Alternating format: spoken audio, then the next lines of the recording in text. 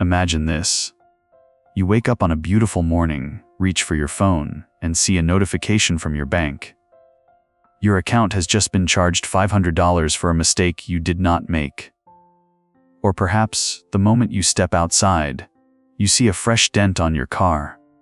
What is your first reaction? You feel the heat rise in your chest. You are angry. You are bitter. You spend the next 3 hours calling the bank, complaining to your family, and telling everyone how your entire day is ruined. We have all been there. We act as if our peace of mind is a house made of glass, and we let the world throw stones at it whenever it wants. But ask yourself, did that missing money or that dent on the car also have the right to steal your joy?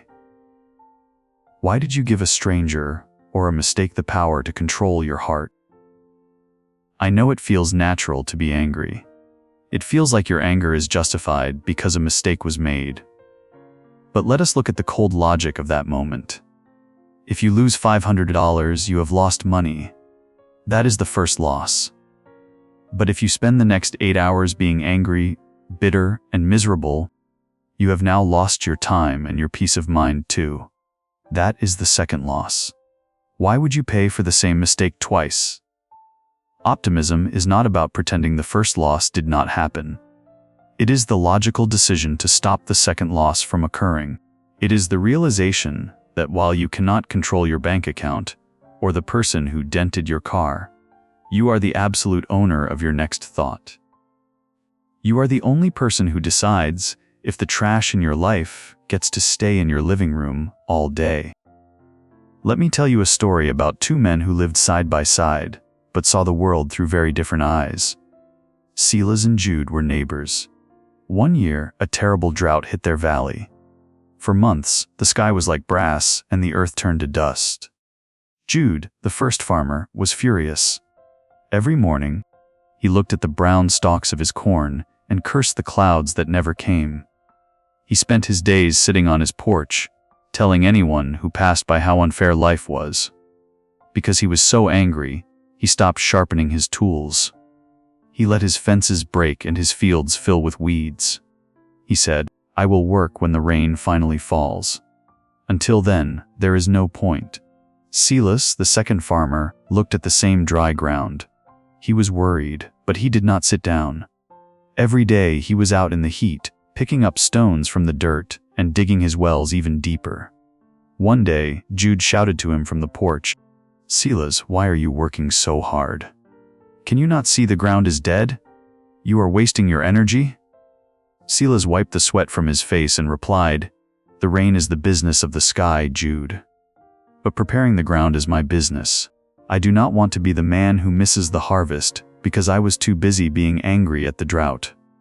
When the rain finally came, Jude's field was so full of rocks and weeds that the water just washed the soil away. But Silas was ready. His deep wells caught every drop, and his clean soil drank the water greedily. Silas did not just survive the drought. He became the master of the harvest. That drought in the valley is no different from the bank error or the dent on your car. It is the stuff in life that we simply cannot change. But Silas knew a secret that we should all remember. Optimism is not about being a dreamer. It is about being a protector. It is the decision to say, "You may have taken my money today, but you cannot have my spirit. You may have damaged my car, but you cannot ruin my afternoon." When you choose to look for the good, you are not being weak. You are being strong. You are building a fence around your mind so that the bad luck of the world cannot get inside and steal your peace. Your mind is the only place where you are the boss.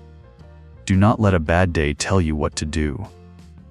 As the sun begins to set on our time together today, I want to leave you with a small invitation.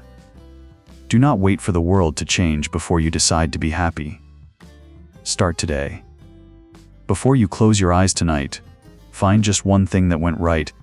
Perhaps it is the warmth of your coffee, the sound of a bird, or the fact that you are here, still learning and still growing. If this message brought a bit of light to your day, I would be honored to have you join our small circle here on the Silver Porch by subscribing to the channel. And please, leave a comment below to tell us one small thing you are thankful for today. Your words might be the exact rain that someone else needs for their dry field. Thank you for sharing your time with me. Keep your heart steady and your spirit bright. Good night.